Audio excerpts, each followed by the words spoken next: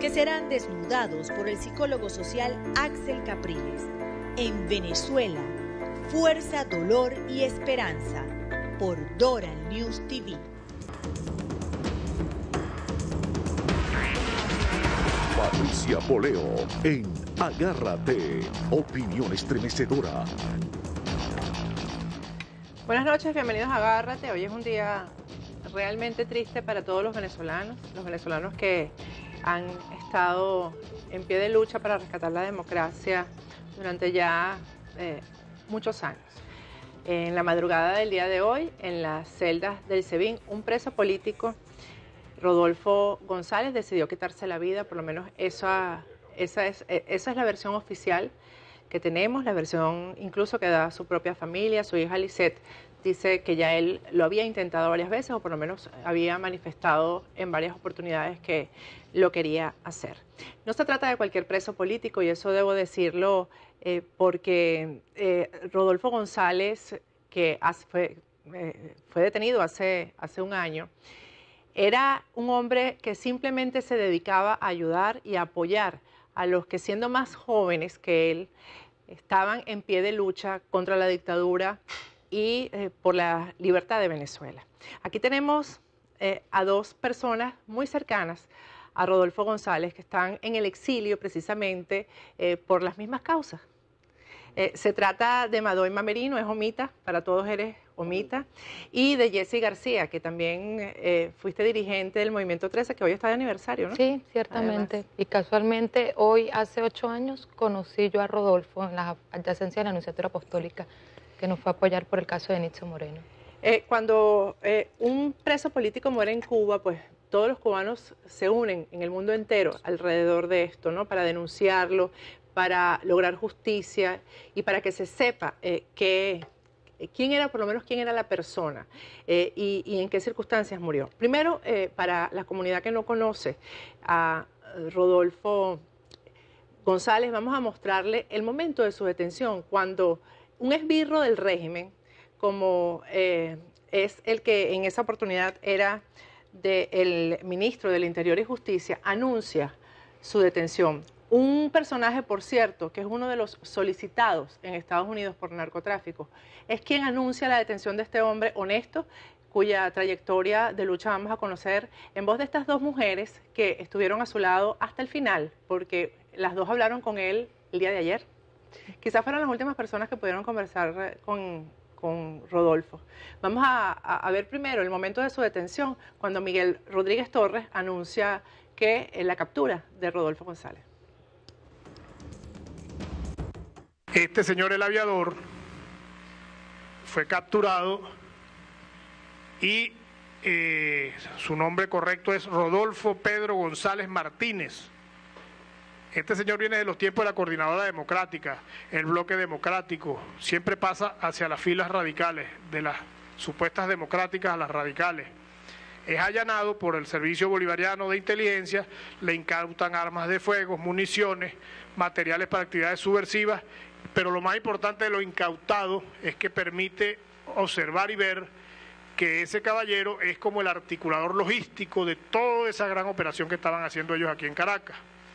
¿Dónde conseguimos eso? En sus computadores, que todavía después de 2 días se le está bajando información valiosa para la investigación.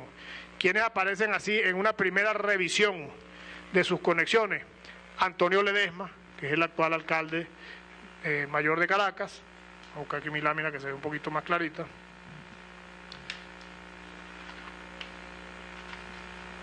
Está el aviador. Aquí tenemos que tienen conexiones comprobadas en su equipo de comunicación, en su computadora, su teléfono. Antonio Ledesma. Sí, ahí nombra a otros personajes, incluyendo a Vilca Fernández, también un dirigente estudiantil. Omita, todo esto sabemos que es mentira, porque ya han transcurrido 1 año, no han podido ir a juicio. Aquí hay una carta que tú le escribiste a Rodolfo, termina: cuenta conmigo como siempre, estoy aquí para apoyarte y ayudarte, aunque sea en la distancia. Te quiero muchísimo, mi gran amigo, nunca lo olvides y sé que pronto nos reencontraremos. Gracias por ser parte de mi vida, por ser parte de mi familia, porque esos son los amigos y es aquella familia que Papá Dios nos permite escoger. Sí, es que Rodolfo era eso, más que un amigo, era mi familia. Aunque yo tengo una niña pequeña que le dice a Rodolfo tío. Y esta mañana me dijo, mami, ¿por qué lloras? Y yo, mi amor, porque pasó algo feo con tu tío. Y me dice, Nicolás Maduro lo mató. Esas fueron sus palabras. Porque mi hija con 9 años sabía que Rodolfo era un ser que era amor. Jessy te lo puede decir cómo fue su amor hacia los estudiantes, que les daba casa, comida. Ese fue su crimen. Ese fue su delito. Sí. Y amar a Venezuela. Hay una carta que él escribió en diciembre y hay otra que le escribió a su esposa donde decía que él tenía 2 amores, su esposa y su bella Venezuela. Con la que tenía 44 años, entre noviazgo y matrimonio tengo entendido, ¿no? 44. Omita, ¿tú hablaste con él ayer a qué hora? A las 7 de la noche. ¿Cómo hacías para hablar con un preso político? ¿Cómo hacía él para llamarte? Ellos tienen un teléfono público y Rodolfo compraba tarjetas. Nosotros incluso mandábamos dinero para que él tuviera para comprar las tarjetas porque le cerraron su negocio, él todavía no le han devuelto las cuestiones a la agencia de viaje y nos llamaba y Rodolfo me llamaba 2 y 3 veces al día. Rodolfo se había puesto una rutina de hacer ejercicios para que la soledad no lo volviera loco. Entonces él hacía ejercicio y también por salud, porque él era hipertenso, el sedentarismo lo estaba engordando. Entonces cada vez que él tenía un ratico y estaba el teléfono desocupado, Rodolfo aprovechaba de llamar. ¿Qué te dijo ayer? Mira, ayer hablamos, hoy yo estoy de aniversario de bodas, él lo recordó, me dijo, mañana estás de aniversario, te estoy haciendo una carta que se la voy a dar a Chepa para que te la entregue, te la mande el domingo.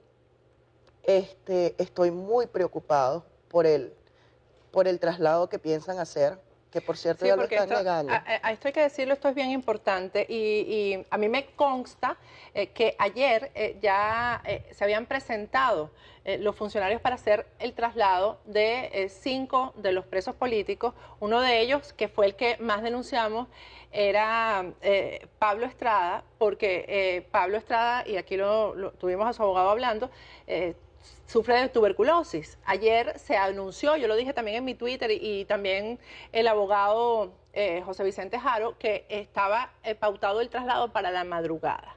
Y el traslado no se dio, fue precisamente por el suicidio de Rodolfo González.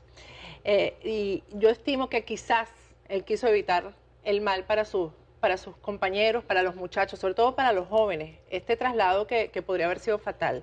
Él te había hablado en alguna oportunidad de su traslado, de su posible traslado. Él me dijo ayer que el día miércoles había estado la viceministra, que los habían reseñado y que les decían, ya ustedes van a saber lo que es bueno cuando los trasladen a una cárcel común. O sea, ustedes aquí están, como quien dice, ¿Qué te pancita. dijo? ¿Qué te dijo él sobre eso? Que estaba muy asustado porque él no sabía qué podía pasar. A él le preocupaba su esposa, el que su esposa tuviese que pasar por las visitas. Si ahí es complicado, tienen 2 días de visita, tienen que pasar por las requisas. Imagínate una cárcel con una población general mucho más grande que la del Helicoide. Entonces, eso a él lo angustiaba mucho y le angustiaba a los muchachos porque él decía que los muchachos no iban a aguantar estar con presos comunes. Jessy, tú estuviste al lado de Rodolfo en innumerables oportunidades en las que él protegió a los estudiantes. ¿Cómo los protegía? Porque la acusación es que les daba armas, que les daba drogas. ¿Cómo protegía Rodolfo González a los estudiantes que están hace tantos años en la cárcel protestando? Su protección siempre fue solidaridad, ante todo, siempre fue ese ánimo de que siguiéramos en la lucha, en la resistencia. Su delito fue únicamente ayudarnos. ¿Cómo nos ayudaba? En la parte logística. Nunca vi un arma, no sé de dónde sacaron eso. Su ayuda era comprarnos tarjetas de teléfono, por lo menos cuando nosotros nos trasladamos en varias oportunidades de Mérida a Caracas. Muchas personas de la sociedad civil que él también conocía nos ayudaban con compras de tarjetas de teléfono para mantenernos informados, para poder llamar a nuestras familias. Particularmente yo tuve la oportunidad, él me dio posada en su casa junto con otras compañeras que también son dirigentes estudiantiles. Nos hacía comida. A veces hasta era tan buena persona, tan buen padre, tan solidario, que a veces llegaba en un momento que nos lavaba la ropa. Ese fue su delito, habernos ayudado y habernos apoyado desde ese punto de vista. Tú también hablaste con él ayer y me dices que lo notaste como que se estaba despidiendo. Sí. ¿Qué te dijo Rodolfo ayer? Yo hablé ayer con él a las 4 de la tarde, un poco pasado las 4 de la tarde, y él me dijo que me cuidara, que no regresara al país, que me cuidara, o sea, siempre mantuvo, hablábamos 4 palabras, cuídate, Dios te bendiga. Él me decía, corazón, corazón, recuerda que yo te quiero mucho, porque Rodolfo para mí de una otra manera era mi segundo papá, mi familia lo adora. Sabían que cuando yo iba a Caracas, yo tenía ahí un techo y tenía seguridad y iba a estar bien. ¿Y algunas veces viste armas en su casa y todas esas cosas del que lo acusan? Jamás. Dormí muchas veces en su casa anteriormente en en Santa Inés, y después estuve en Macaracuay, el apartamento que allanaron, donde compartía, dormía su esposa, dormía él, dormía yo, y nunca vi un arma. El arma que tenía era el cuchillo porque le encantaba cocinar. Ese era el único arma que yo le vi a Rodolfo Además González. que se trataba de 2 personas mayores, tienen Sí. nietos y todo, ¿no? Chepa Josefa Álvarez de González, su esposa, que también está en su expediente, que también tiene régimen de presentación, también estamos súper preocupados por ella. Ella tiene 67 años y Rodolfo tenía 64 años, que los cumplió el 18 de noviembre, que pasó su cumpleaños en la cárcel y bueno, fue un día Y se veía bastante determinante. mayor. En esa foto que es la que está circulando tanto por las redes donde está esposado, se veía, por lo menos, no se veía como un hombre peligroso, nunca fue un hombre peligroso. Además hay tanto testimonio. Si alguna fortuna dejó Rodolfo González fueron los amigos. Qué increíble como todo el mundo tiene algo bello que decir de Rodolfo y algo que agradecerle a Rodolfo hoy en día. Y lamentablemente estos muchachos que no fueron trasladados ayer tienen que agradecerle eso a Rodolfo. Porque hoy el ministro de Interior y Justicia, que viene de ser recientemente director del SEBIN, que es donde están estos jóvenes presos y donde estaba preso Rodolfo González, niega rotundamente lo del traslado, cuando era público y notorio que los iban a trasladar. Era evidente. Yo quiero que ustedes, cada una en este minutico que me queda, le envíen un mensaje a los venezolanos que nos están viendo acerca de este tema de que los presos políticos a veces no existen en la vida de los venezolanos. Porque por eso pasan estas cosas, porque nadie sabe la cantidad de presos políticos que hay. A lo mejor nadie sabía quién era este señor que había ayudado tanto a la juventud venezolana y a la lucha por el rescate de la democracia. El tema del olvido de los presos políticos, un país y un pueblo que olvida a sus presos políticos, pues no tiene derecho a la libertad. Así es. Definitivamente. Así es. Omita. Y yo pido, lo que pasa es que en Venezuela yo creo que somos egoístas y que mientras los problemas no nos toquen de cerca, nosotros nos hacemos un lado. La gente está pendiente de que viene la Semana Santa y no se está dando cuenta que cada día perdemos el país. Y eso era algo que tenía Rodolfo claro desde hace muchos años. ¿Cómo es posible que tenemos 117 presos políticos y nadie nombra sino a los que tienen que ver con partidos políticos o con los medios? Los emblemáticos. Los emblemáticos. Hay muchísimos presos políticos. Hay muchachas que están en el INOF, que están pasando por situaciones horribles, que no tienen familia, ¿ok? Que no tienen familia en Venezuela y que están solas y que nadie las nombra. Entonces, yo pido de que estemos conscientes y que los medios, que la gente, que tomen un preso político para recordarlo todos los días. Si cada uno agarra un preso, ¿ok?, podemos hacer que esas voces que fueron protestas y que están encerradas puedan salir al mundo. Jessy, tu mensaje. Yo le pido unión y solidaridad a los venezolanos, que nos apoyemos en estos momentos difíciles porque están los presos políticos, están los perseguidos políticos. Hoy de una otra manera nos tocó a nosotros, pero no por habernos tocado. Nosotros tenemos años luchando y antes no había pasado nada. Pero yo, bueno, particularmente desde el 2005 que entré en la universidad, siempre he estado en la calle y he estado manifestando pacíficamente, porque siempre ha sido pacíficamente y siempre Rodolfo fue también pacífico. Yo le pido a los venezolanos que se pongan el corazón en la mano y que salgan a luchar por Venezuela. Yo creo que todavía tenemos la oportunidad de recuperar nuestro país. Tenemos gente, tenemos cosas espectaculares y debemos luchar por ello. Gracias a las dos. Y yo creo que el pésame hoy es para todos. Creo que todos perdimos algo muy grande esta madrugada. Yo quería hacer una invitación, Patricia. El domingo hay un evento en el Arepazo Original de 2 a 4 Es un evento donde se va a hacer un tuitazo para llamar la atención de lo que está sucediendo en Venezuela. Y ese día se le va a hacer un homenaje a Rodolfo. Se va a colocar su cruz en el Monumento de los Caídos, ¿ok? Para que los que estamos fuera tengamos un sitio donde ir a recordarlo, porque nosotros no podemos acompañar a su familia, no podemos ni ir a ponerle ese una entierro, flor. que por cierto, ojalá se convierta en un evento de verdadera protesta. En Venezuela el entierro es el viernes a las 10 de la mañana, va a ser de 10 a 4 en el Cementerio del Este para quienes nos ven desde Venezuela. Muchísimas gracias a las dos. Gracias a ti. Voy a un corte y al regreso vamos a tocar otro tema de persecución política en Venezuela. Ahora en los Estados Unidos se da la oportunidad del juicio sobre la muerte de Danilo Anderson. Aquí en una corte de inmigración se está deliberando acerca de la responsabilidad de quienes han sido imputados por el régimen de Chávez primero y todavía de Nicolás Maduro, de haber asesinado al fiscal político o de las causas políticas en Venezuela, Danilo Anderson. Al regreso vamos a hablar sobre eso.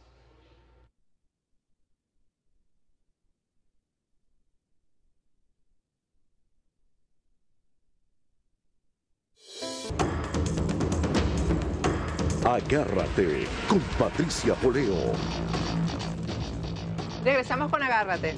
El lunes, una corte de inmigración de Estados Unidos va a dirimir las responsabilidades en el caso Anderson. Podríamos llamarlo de esta manera. El caso de Danilo Anderson sirvió hace 10 años para que el gobierno venezolano responsabilizara, acusara a personas inocentes con testimonios falsos, lo que viene haciendo ya una política de Estado para perseguir a la disidencia y a la oposición.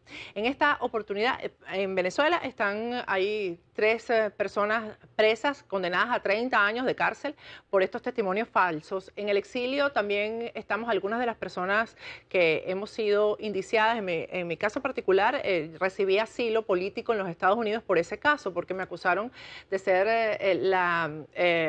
el cerebro de este crimen. Y aquí conmigo están hoy en el estudio 2 personas,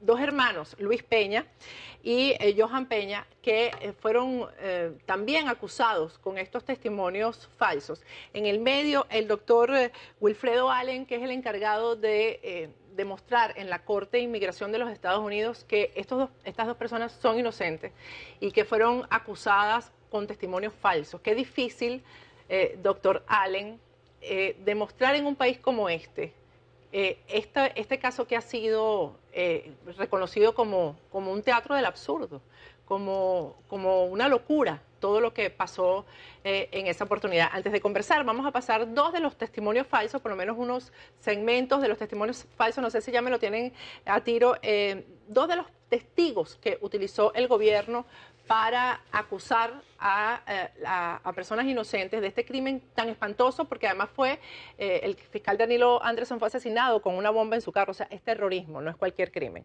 Vamos a ver los 2 testimonios falsos, el reconocimiento de 2 testigos acerca del testimonio falso que dieron. A mí me ofrecieron dinero para rendir un testimonio, que fue el doctor Isaías Rodríguez, preparado por el doctor Landaeta y el doctor Lloraco. Vamos a ver de una vez el otro testimonio, el más importante, que se denominó el testigo estrella, Giovanni Vázquez, cuando reconoce que era mentira todo lo que dijo en las acusaciones. Vamos a verlo. Es mentira, no hubo reunión en Maracaibo. No, ni Patricia Poleo, ni Escalante, ni Meserane, ni Romaní, ni... ¿Quién me falta? Romaní, Meserane, Núñez Áñez, Salvador Romaní, Jorge 40. Ninguna de las personas que... Ninguna de las personas que están en la declaración de la Fiscalía, ¿verdad? Ni siquiera los conozco. No conoce a Patricia Poleo. No conoce a Nelson Meserane. Absolutamente nadie. A Romaní, a Núñez Áñez. Ninguno. A Jorge 40. Tampoco, ni siquiera los hermanos Guevara. Los hermanos Guevara son los que están condenados a 30 años de cárcel en Venezuela. Están en la misma celda en donde esta madrugada se suicidó Rodolfo González. Vamos a darle primero la palabra al doctor, que además va a ser el defensor de todos nosotros, porque yo no tuve nunca oportunidad de defenderme, doctor Allen. Nunca tuve oportunidad de demostrar mi inocencia. Bueno, mira, en el juicio no tenemos que demostrar la inocencia, tenemos que demostrar la persecución política de los hermanos Peña y el señor Lander. ¿Qué es lo que ocurre? Mira, el gobierno americano, hasta cierto punto, los fiscales americanos, en realidad no pueden pensar que un país civilizado invente lo que inventa Venezuela. Y como tú bien decías al principio, los cargos criminales han sido un arma muy fuerte en Venezuela contra los opositores. El señor López está preso ahora porque lo acusan de asesinato cuando él era víctima en una protesta. Entonces, ¿qué ocurre? Lo mismo ha pasado con ellos dos, lo mismo ha pasado con usted, lo mismo ha pasado con los hermanos Guevara. Entonces, la parte nuestra es el testimonio de ellos. Y en realidad no tienen que demostrar que son inocentes. Lo que tienen que demostrar es la vida de ellos en Venezuela, cómo fue que ellos han sido perseguidos y por qué están pidiendo asilo en los Estados Unidos. Ahora, el fiscal de migración, él tiene la información que el gobierno venezolano usó para acusar a los hermanos Guevara, lo que usó en los juicios de ellos y lo que mandó a Interpol. Hasta cierto punto el gobierno americano le tiene que dar cierta credibilidad, bajo los acuerdos internacionales, le tiene que dar cierta credibilidad a la documentación presentada por otro gobierno. Ahora, en el caso de ellos dos en particular, aunque por 10 años el presidente Chávez hablaba de que quería que los extraditaran para Venezuela, creo que también el presidente Maduro lo mencionó hacia usted hace unos días, que la extraditaran, sí. Pero ellos nunca han, de una forma formal, pedido la extradición ni de ellos, ni de usted, ni de ninguna otra persona aquí en Miami. ¿De qué ocurre? Que es la verbosidad del gobierno, lo que ellos dicen, pero el fiscal también le da importancia a la documentación. Ahora, en la defensa de ellos. El fiscal cuando ve esto, por ejemplo, ¿qué puede decir un fiscal ante esto? Cuando dos testigos, que es en lo que se basan las condenas, por ejemplo, de los hermanos Guevara, están basados en las condenas de estos testigos, en los testimonios de estas dos personas. ¿Qué puede decir un fiscal frente a esto? ¿Puede negarse a esto? Bueno, mira, primero el fiscal siempre puede oponerse a que la jueza vea el video, porque puede demandar de cómo se prueba cuál es el video. O sea, ¿estos videos van a ser mostrados el lunes en la corte? ¿O es su intención? Bueno, el lunes, vamos por parte, el lunes no comienza el juicio. Nosotros tenemos un juez nuevo. Los fiscales pidieron que el juez que habíamos tenido por un año se recusara porque él había sido jefe de fiscales. Y cuando él había sido un supervisor de fiscales, pues había tenido información sobre ellos dos, había revisado los casos de ellos y lo había llevado a un departamento más alto para investigación. Y por esa razón, el juez se retira. Tenemos una jueza nueva. Entonces, lo que ella, me imagino que ella va a querer hacer el lunes, es informarse, porque ella no sabe lo que está pasando en el caso. Ella nada más sabe que es un caso grande, que es un caso que tiene cierto nombre en la comunidad, y lo que ella va a querer es tomar el tiempo para primero ver quiénes van a ser los testigos, para primero ver lo que se va a presentar y estructurar cómo va a ser el juicio. El juez que tenemos anteriormente nos había dado 2 días completos para testimonio, que en inmigración eso es algo que fuera de lo normal. En inmigración la mayoría de los juicios te dan un máximo de 3 horas. En ciertos juicios puedes tener más tiempo. Yo tuve un juicio que demoró como 6 días, pero fue un juicio muy complicado, con muchos otros temas que estaban involucrados. Pero los juicios normales de migración, de asilo político, son de 1 hora y media a 3 horas. Entonces, cuando un juez nos había dado 2 días seguidos, ella quiere saber por qué y quiere investigar un poquitico más profundamente lo que va a ocurrir. Entonces, el fiscal y yo ya tuvimos una breve conversación en lo que ella nos dijo lo que quería hacer el lunes. Y era básicamente que le explicáramos a dónde está el caso, qué es lo que tenemos de evidencia, cuántos días pensamos que puede durar la evidencia y cuál va a ser la estructura. Mira, por ejemplo, algo que ocurrió anteriormente, que tuvimos un acuerdo, el fiscal, y a veces los fiscales, el trabajo de ellos es no creer, o buscar donde hay duda, o representar lo que está en los mejores intereses para los Estados Unidos. Y la forma que ellos lo ven, una persona que han sido acusados de terrorismo, que son un peligro a la comunidad, pues no deben de estar aquí. Y el punto de ellos es que deben de ser eliminados o echados del país. Él está viendo el punto del gobierno y dándole credibilidad a la documentación que le han dado, pues es el trabajo de él. Parte del testimonio, ya yo sé que él no quiere, cuando está testificando Johan o Luis o el señor Lander, estén presentes todos en la corte. Cada uno va a presentar su historia individualmente para que él tenga la oportunidad de ver si hay concurrencia en lo que están diciendo, si hay diferencia en lo que están diciendo, y no quiere que sea una estructura y que se repitan. Hay puntos como ese. También yo sé que la jueza va a preguntar sobre los videos, quién los va a verificar, cómo se van a usar, de dónde han venido y quién los preparó. Esa, claro, es la parte técnica, ¿no? Correcto. Del asunto, pero el tema, y por supuesto que aquí no se va a decir si son inocentes o culpables, pero al demostrar que las acusaciones son falsas, que los testigos son montados, ya por ahí se podrá determinar, y se lo digo por lo menos a nivel de opinión pública, que es lo que a mí me compete, ¿no? Se podrá demostrar que por lo menos las personas que están presas en Venezuela condenadas a 30 años son inocentes y fueron condenadas con estos mismos testimonios. Que en caso de ser culpables incluso no vale la sentencia porque la causal de su sentencia fueron estos testimonios falsos. Bueno, eso va a ser parte del testimonio. En realidad parte del testimonio va a ser que por casi los últimos 6, 7, 8 años se sabe que fue un caso montado y se sabe que fue un caso creado. Pero en realidad, mira, también parte de lo que ocurre es a dónde está la presión política internacional. Y todavía no existe una presión política internacional hacia el gobierno de Venezuela. Todavía, aparte de grupos pequeños en el exilio aquí en la Florida, no ha habido en realidad presiones grandes que digan estos 3 señores, los hermanos Guevara, están presos de una forma inocente. Hasta mismo Leopoldo López, que está recibiendo un poco más de apoyo ahora, el apoyo hacia él es limitado en esta área. No ha habido... ahora está creciendo que el Parlamento Europeo está demandando su libertad. Ahora se está viendo que líderes de Europa están hablando a favor de él. Pero eso es ahora, es a favor del señor López. Después de muchos años de persecución. Después de casi un año preso. Sí, pero después de muchos años de historia de persecución en Venezuela. Correcto. Esa es una de las banderas que yo estoy levantando. Esto no es reciente, esto empezó hace mucho tiempo. Vamos a ir a un corte, al regreso vamos a hablar con los hermanos Peña acerca de su responsabilidad en el caso de la muerte del fiscal Danilo Anderson. Ya volvemos.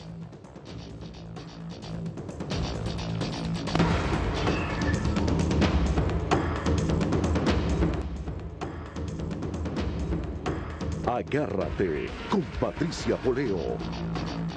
Regresamos con Agárrate. Estamos tratando el caso de la muerte, el crimen, el asesinato de Danilo Anderson. 2 personas que están siendo sometidas a juicio aquí en la Corte de Inmigración en los Estados Unidos y que han sido señalados por el gobierno de Venezuela de ser los responsables. Lo primero que tengo que preguntarles es, porque yo también fui señalada en el mismo crimen, es si nos conocíamos en Venezuela.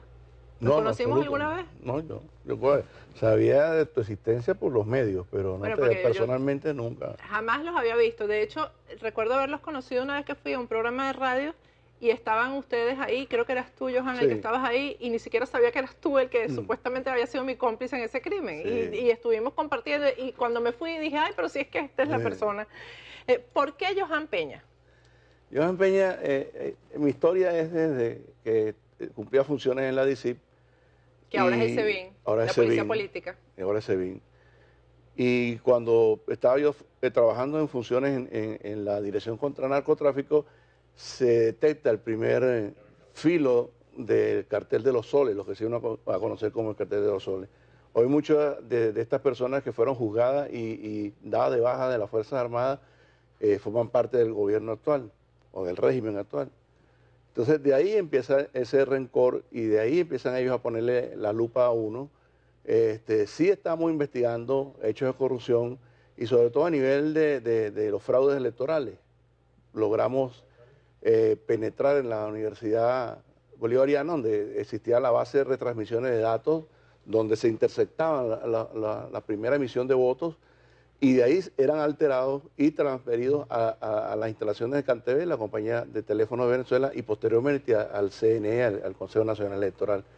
Toda esa serie de cosas las denunciamos nosotros y este fue el castigo, involucrarnos en un caso tan horrendo como la muerte de Anderson. Y digo horrendo porque en realidad era algo horrible como lo asesinan y quedó carbonizado completamente. Y lo que sí me llamó a mí la atención... disculpe que te interrumpa, Johan.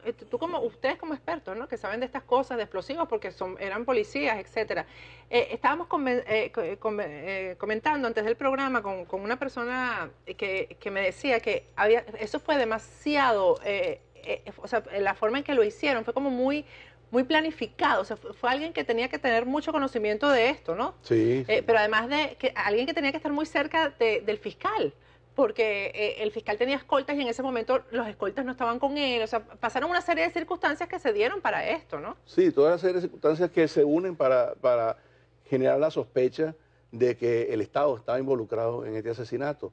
Por ejemplo, una de las cosas que llamó mucho la atención fue la presencia de todo el gabinete del gobierno en ese instante. A los 5 minutos estaba José Vicente Rangel observando por el parabrisas que ya faltaba en el carro de Danilo Anderson, viendo en qué condiciones quedó el cadáver. Daba la impresión, como uno lo vio, uno decía, bueno, este es como Lombroso, este se presenta, el primero que se presenta a ver el muerto de que lo asesina. Otra cosa es que acordonaron el lugar antes, la propia DICIB, sí, la propia policía política, porque esto es lo que precisamente causa o evitó, mejor dicho, que hubiera otra persona herida o que hubiera otro muerto. En un sitio que además era muy transitado, ¿no? Déjame aclararte algo más, ampliar un poco más la presencia de la DICIB.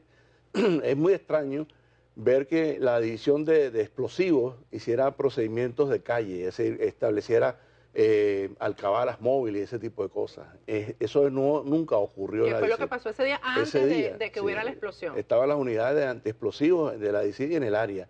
El área fue acordonada con el testimonio que después revelan los testigos de los vecinos, que los negocios fueron cerrados por órdenes de la DICIB en horas tempranas de la tarde, y como esperando este gran evento y evitar la circunstancia de que tuviesen presentes testigos.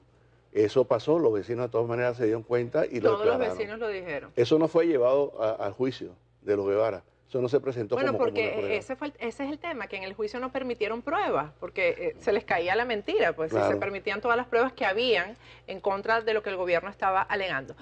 Luis Peña lo que es un cardiólogo, el cardiólogo del exilio, además, se ha convertido en el cardiólogo del exilio. ¿Ah? Sí, hemos tratado. ¿Por qué Luis Peña está metido en este crimen tan horrendo? Bueno, aquí la retaliación se extiende hasta la familia. El diario oficial Aporrea me menciona, dice que mi vinculación con el caso Anderson viene dada por ser hermano de Johan. No solamente se persigue al hermano, se persigue al hijo, y te puedo decir que en el caso de...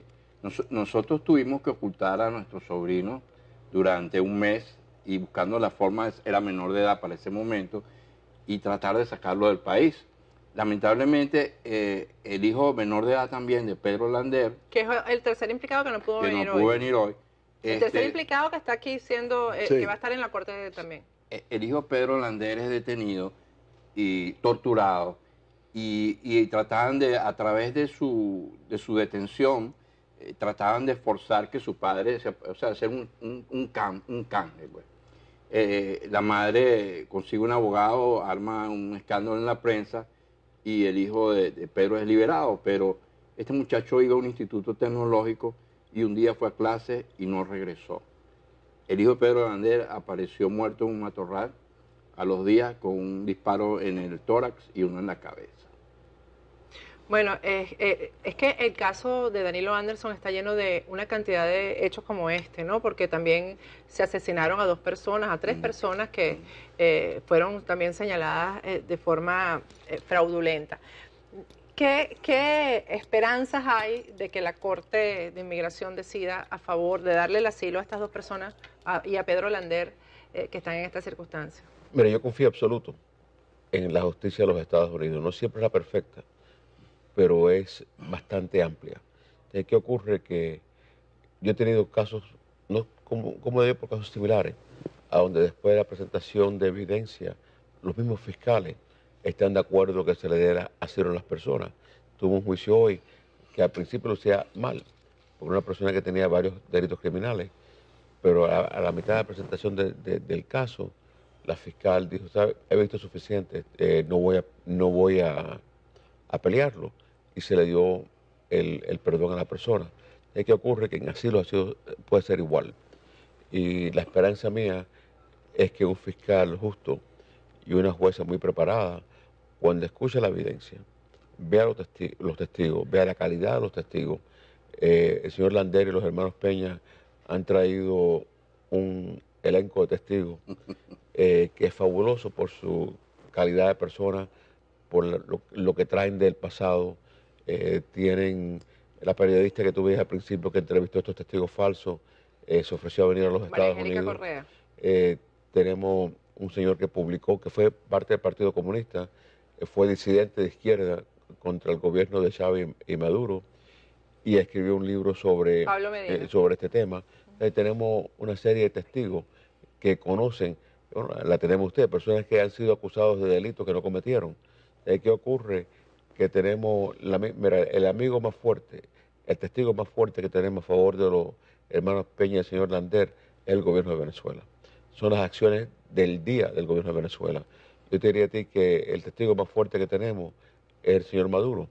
Y lo que él habla, lo que él dice, la forma que ha acusado al alcalde de Caracas, la forma que ha acusado al señor López, la forma que ha acusado a los disidentes de Venezuela y cómo los ha tratado. El testimonio de él, por la parte escrita que se produce de él, por los reportes que presentamos de él y por lo que sale en la prensa que él dice, yo creo que es el testimonio más fuerte que demuestra como un gobierno como el de Venezuela, para callar la oposición, los convierte en criminales. Usted es cubano, estas cosas también, este tipo de señalamientos con testimonios falsos, ¿también ocurren allá en Cuba? ¿O no necesitan el testigo falso para condenar? Mira, todo depende del control. En Cuba en realidad no hace falta el testigo falso porque es un gobierno mucho más represivo de lo que es Venezuela y aprendieron muy bien su trabajo de los servicios de inteligencia rusos. Los rusos inventaron los testigos falsos, inventaron las acusaciones falsas desde los años 30, en lo que hizo Stalin, a lo que hizo Beria, a lo que está haciendo Putin en este momento. Ellos crearon todo un fantasma que se le vende al pueblo para que lo acepte, porque no tiene otra alternativa. Y Cuba sí lo mejoró en este país, en este hemisferio, y ahora Venezuela lo está copiando. Bueno, muchísima suerte. Gracias. Porque además si se hace justicia en esto, yo creo que también va a ser un golpe muy duro para el gobierno de Nicolás Maduro y el gobierno de Venezuela, porque se van a saber internacionalmente cómo se maneja la justicia en Venezuela. Muchísimas gracias a los tres y mucha suerte. Gracias. Bueno, al regreso vamos a irnos a Colombia, vamos a conversar con la senadora Paloma Valencia, ella es senadora por el Partido Centro Democrático, el partido de Uribe, porque hay noticias nuevas sobre este proceso de paz que se está dando en La Habana entre el gobierno de Colombia y la guerrilla colombiana. Ya regresamos.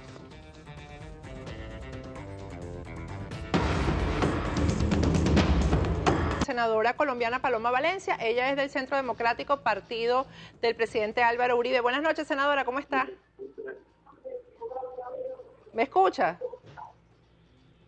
Sí, aquí les digo muy buenas noches, muy complacida de saludarle. Gracias, senadora. Queríamos hablar sobre lo que hoy expresó el negociador del gobierno colombiano, el jefe de los negociadores, Humberto de la Calle, ¿no? Y acerca de las, digamos, condiciones que él estaría poniendo para que se terminen de dar las negociaciones con la FARC, ¿no? Él dice, por ejemplo, que están de acuerdo en que no puede haber paz con impunidad. Yo quisiera que usted me diera cuál es la posición de ustedes con respecto a esto, porque el presidente Santos dice que él quiere sentarse a hablar con Uribe sobre esto. Bueno, yo lo que creo es que no hay que confundir la paz de Colombia con la negociación de La Habana.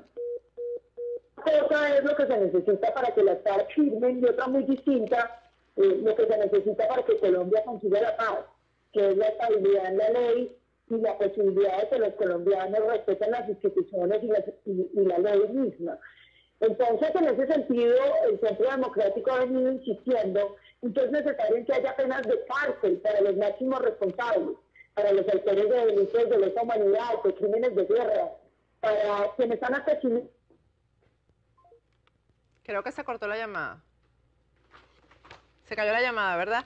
De todas maneras, vamos a poner el video del negociador, del jefe de los negociadores, Humberto de la Calle, para que ustedes vean cuál es su posición con respecto a esto. Vamos a verlo. Acaba de concluir una muy fructífera y detallada reunión con el señor Procurador General de la Nación en un marco de intercambio de opiniones y una revisión detallada de la marcha de las conversaciones en La Habana.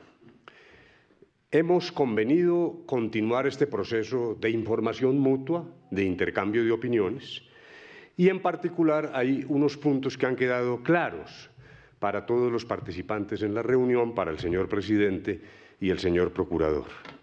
En primer lugar, estamos de acuerdo en que no puede haber paz sobre la impunidad. Paz sin impunidad es un propósito compartido por el Gobierno y la Procuraduría.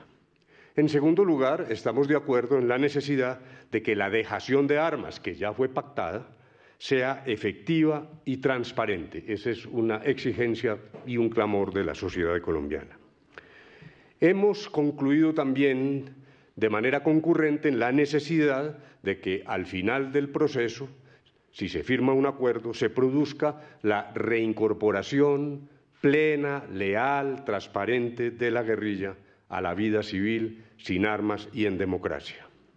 Y hemos insistido en la necesidad, como derivación de ese propósito de paz sin impunidad, en la necesidad de que, como a veces lo han dicho, pero debe ser dicho de manera más categórica, las FARC deben reconocerse también como victimarios. A raíz de una opinión expresada por el señor Procurador sobre la necesidad de tender puentes y abrir un diálogo más amplio, en lo cual ha coincidido el presidente de la República, incluso en reciente alocución, cuando señaló que la paz no es del presidente ni es del gobierno, sino que la paz es de todos. El presidente de la República ha manifestado estar dispuesto a hablar con el expresidente Uribe sobre las características y el curso de las conversaciones en La Habana. Continuaremos un diálogo permanente con el señor Procurador. Bueno, con esto definitivamente Santos ha puesto en el terreno de Álvaro Uribe la pelota del diálogo, así que vamos a ver si este diálogo se da o no se da, vamos a ver cuál va a ser la respuesta formal del presidente Uribe. Lamentablemente ya no pudimos comunicarnos más con la senadora Paloma Valencia. Yo me despido, el lunes y martes voy a estar en una asignación especial. Quizás ustedes van a poder ver recuentos de los mejores programas que se han hecho durante esta semana. El miércoles estaré aquí nuevamente con ustedes. Muchísimas gracias.